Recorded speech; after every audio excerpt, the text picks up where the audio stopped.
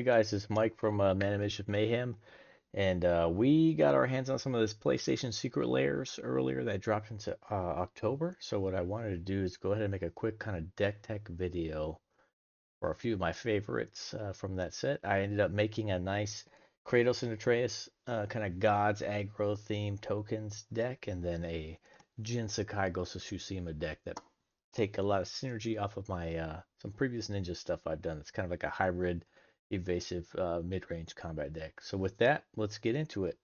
And here I'm going to show you some of the actual deck building itself and kind of what we ended up with. So we'll start off here with Kratos and Atreus. Like I mentioned earlier, this is mostly a god-themed deck because we want to take advantage of those abilities of Kratos, our commander, and then Atreus kind of buffing us on the side with some of the blue skills. And then we have a lot of aggro red and some token generation because we'll benefit from that.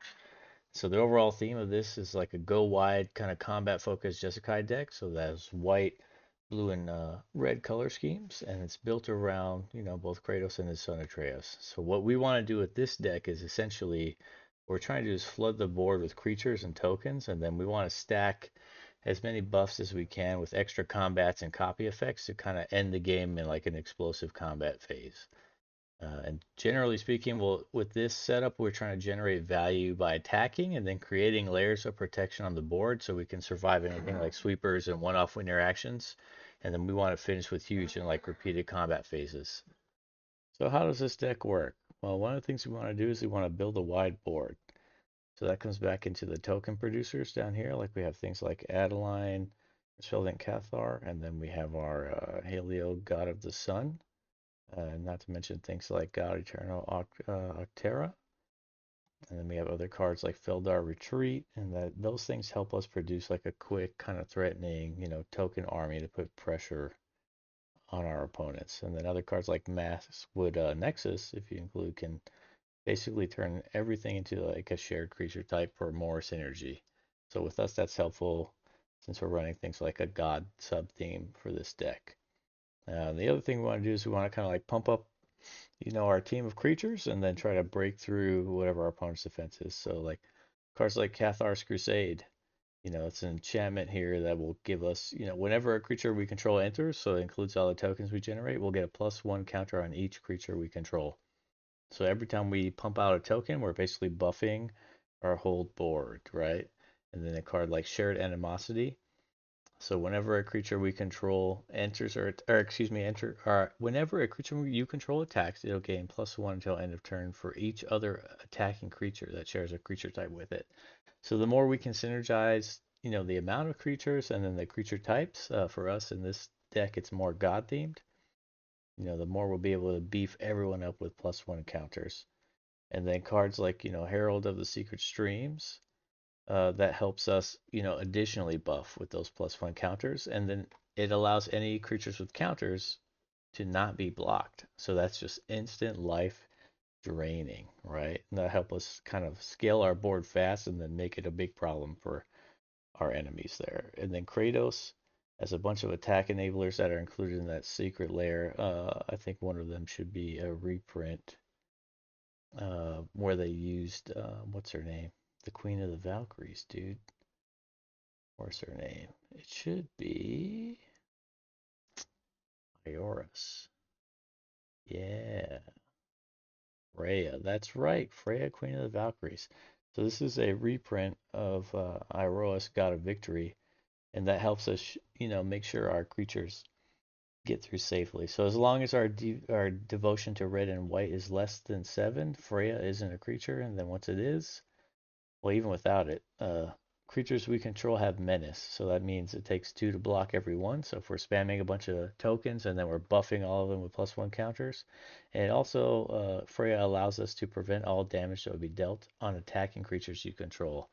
So even if our token army is essentially blocked or our massive god swings with +1 counters are blocked, they're not going to take any damage. And essentially blocking just, prevents damage to our opponent's life counter, so it doesn't rid our board of all those creatures that we're stacking.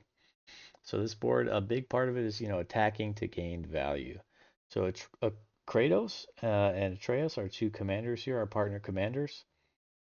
They reward attacking, and so is kind of the theme of some of the red Greek Kratos themes.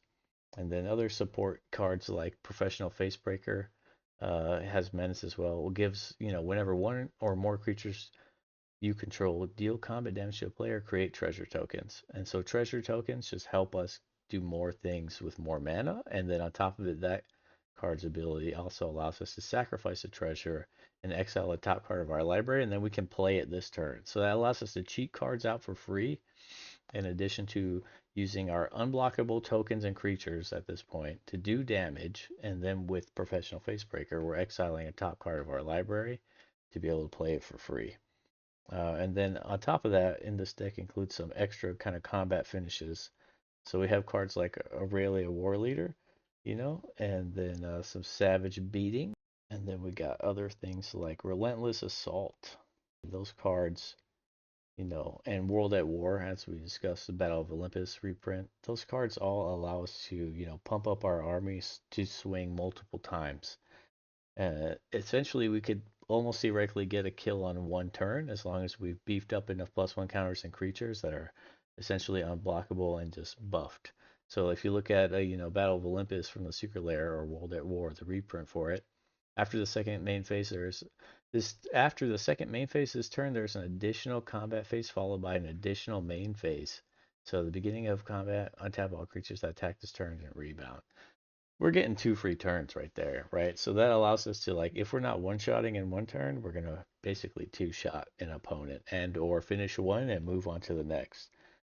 And then another part of this is like with some of the white cards, we need some, protection aspects to kind of keep this engine going.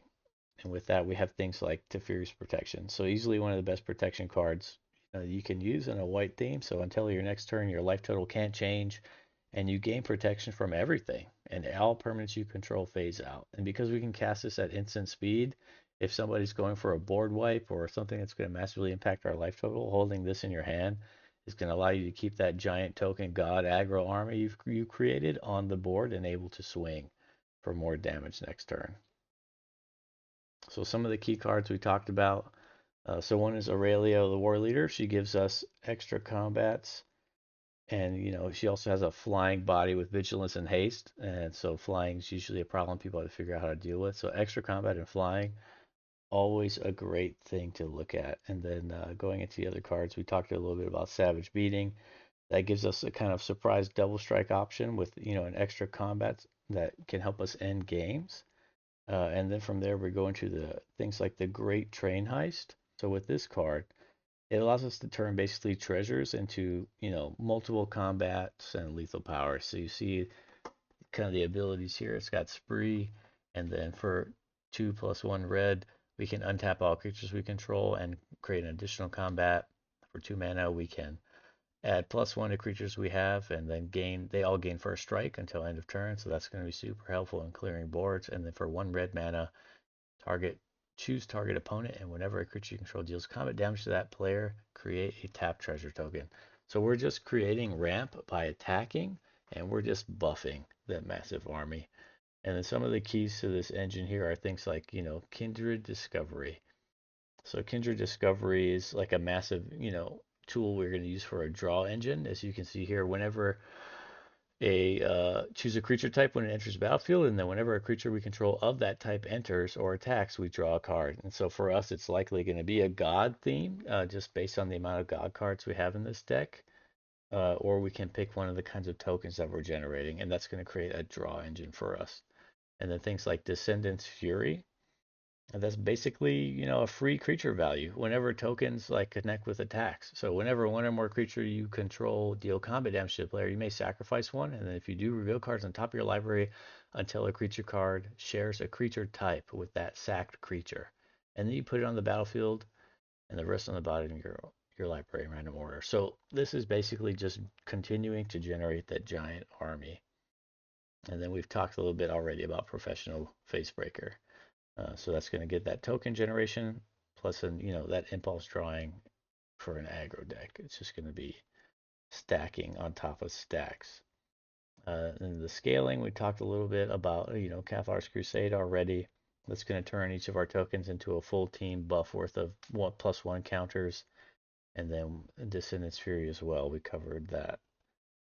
Shared Animosity is another great card to include here. We already went over that, but it's going to enable your go wide strategies that are just going to make, one swing's basically lethal for how deep you're going wide. And then there's things like Feldar Retreat and then the landfall abilities with tokens. That'll help buff all of our permanents and fit into the whole synergy of this deck pretty nicely. Some of the utility pieces are things like Helm of Host. So that'll help us do things like if we want to copy the abilities of Atreus or Kratos or Aurelia, to kind of make our best attacker OP. So for example, Helm of Host, at the beginning of combat on your turn, create a token as a copy of equipped creature, and then except that copy isn't legendary, this token gains haste. So let's say we wanted to copy Kratos here. So it's going to get a copy of him, except it's not legendary. It'll have haste, so we can swing with it immediately. And then whenever you attack with one more gods, you get an experience counter. So we'll basically have two Kratoses that we can use to generate, basically two experience counters at the same time. And then with that ability, at the beginning of our end step, you can put a +1 counter on target creature equal to the number of experience counters you have. So we're just building a giant go wide, aggro deck with the gods and tokens, and then we're just buffing them basically constantly. And then with Freya or Auroras, the god of victory, that's going to allow our basically token army be almost impossible to block or kill just because, creatures you control have menace. And so it's going to be hard to block 2 for 1 every time they attack. And then the prevent all damage that'll be done to them, period. Right? And so what do you do with that? We're going to have to look at the only real threat I guess we have is kind of like the targeted removal. We have some protection to help us with board wipes, but ideally we're going so wide with tokens that we can kind of weather out sort of the targeted removals. And then there's cards like, the Reaver Cleaver down here, this artifact. So equipped creatures will get +1/+1, have trample, and then whenever they deal combat damage to a player or a planeswalker, create treasure. There we go again with the treasure synergy. So we're just buffing up either mana or +1 tokens every time we're attacking. And then a quick just, I don't think I went over initially, but you'll see the cards here with like the green kind of top left portions. Those are the cards that we used from the actual secret layer drop. So from here you'll see that we used 1, 2, 3, 4 from like the Norse God of War set, and then we kept in 1, 2, and 3 from the Greek God of War set that fit the synergy of this deck. And there's no way we didn't include Kratos God of War. You got to. With the Twin Blades of Chaos, this is just a great set. So there's a lot of fun, I think. This deck is easily sitting at, I think, a bracket 4.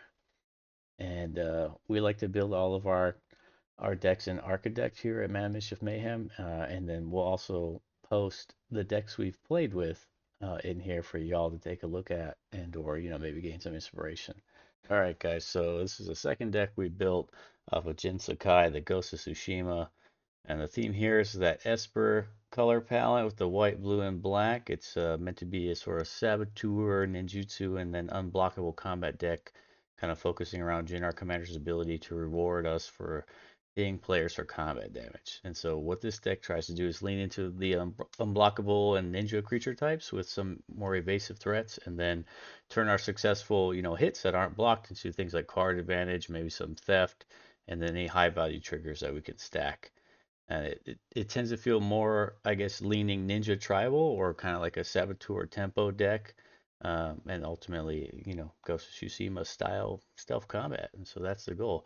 We have a little bit of option to, Voltron here or there with Jin, but we're definitely leaning into the stealth ninja themes with this one. And so, how does this Jin Sakai deck work? So one of the things we're trying to do is deploy those evasive and unblockable threats. So that's where we get our ninjas and unblockable creatures. So things like Invisible Stalker and Tetsuko Umizawa, Kaito, and then Delny, the Streetwise, will ensure that any attackers that we are stacking up can slip through any defensive, and that's where the ninjutsu helps us. And then spells like Distortion Strike and Steel of the Godhead will also help us with bigger unblockable swings. The other thing we want to do is try to convert, our combat damage into some kind of value. So most of our creatures connecting when they do damage to a player, will give us some kind of return on investment. So cards like Coastal Piracy or Reconnaissance Mission, and things like the Biden of Thassa, will help us draw a bunch of cards for every successful hit. And then we have other cards like Shadow Mage Infiltrator, Kami's Malcolm, the Silent Hell Creeper, and Yuriko will turn those card hits into, not only a draw, but put pressure on the board by forcing an effect that ultimately benefits us and degrades our opponents. And then other cards, more ninja themed stuff, is like the Fallen Shinobi and Thief of Sanity help us steal, our opponent's cards and resources. So we're using those unblockable hits to put pressure on the board and then gain some draw and value on our own end. And so, as we talked about, we want to leverage those ninjutsu and bounce effects, and we'll do that with other ninja cards like Satoru Umezawa, and then we have classics like the Mistblade Shinobi and Ink Eyes that help us use those enter the battlefield effects and or cheat out our high impact ninjas and big attackers that can go unblocked.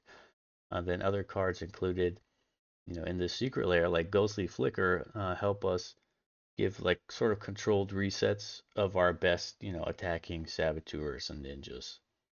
And then the fourth thing, we kind of want to do with this deck is we want to suit up Jin for making him sort of a semi-Voltron unblockable body. So we want to do that with cards like Colossus Hammer and Black Blade Reforged.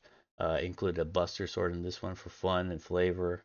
And that'll help us beef up Jin to make him a nice unblockable or attacking alone Voltron-esque ninja dude.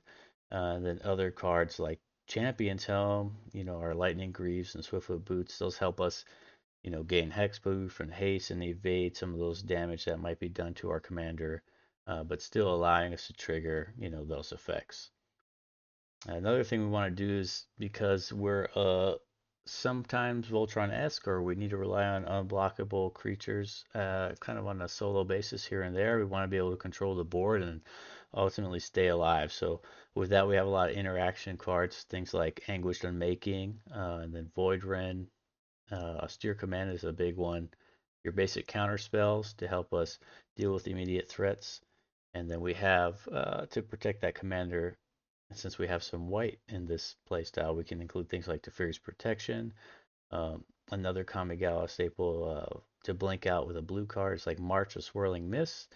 And then Propaganda will kind of reduce, our opponent's ability to attack us and kind of help us maintain the tempo and make them struggle to keep up. So they have to pay to attack us when we got Propaganda out.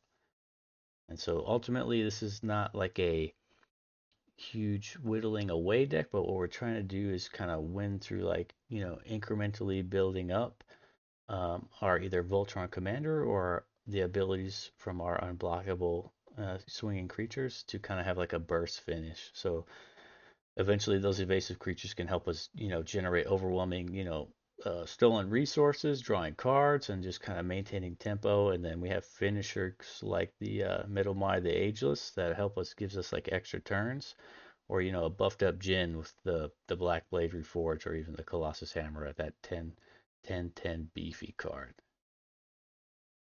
And with that, there's a few combos in here, I think. So if you're building an architect, you can also check these under kind of the recommendations tab here. Click Recs and let's hit combos. Let's click Add Included. You'll be able to say some of the options we have with cards that we included in this deck. So you have the Hullbreaker Horror and Soul Link combo. You can do Infinite Colorless Mana or Infinite Storm Count. It'll tell you here on the steps how to do that. We've also included, you know, Quiet to Spike with Wound Reflection. Wound Reflection is a nice card because at the beginning of each end step, each opponent loses a life equal to the life they lost this turn. So if we were able to get through with our unblockable creatures or our big Voltron Jin, Wound Reflection essentially allows us to double that damage, potentially, creating an instant loss. But this combo here does that exact thing. Uh, Medomai, the Ageless, and Satoru allows for infinite turns.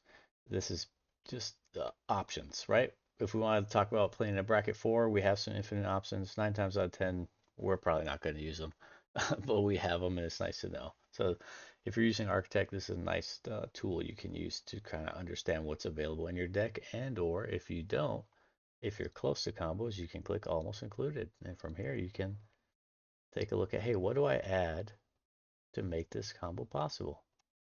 All right, guys, that's the end of this video. You got kind of a threefer. You got a little bit of a secret layer unboxing with some of the PlayStation cards, and then two deck techs videos between Kratos, Atreus, along with Jin Sakai. I give you kind of two different flavors of ways to build. Let us know in the comments if there's any other of the PlayStation Secret Lair cards you were interested in building or what you thought of this deck tech, and then look forward to more in the future. Until next time, we'll see you.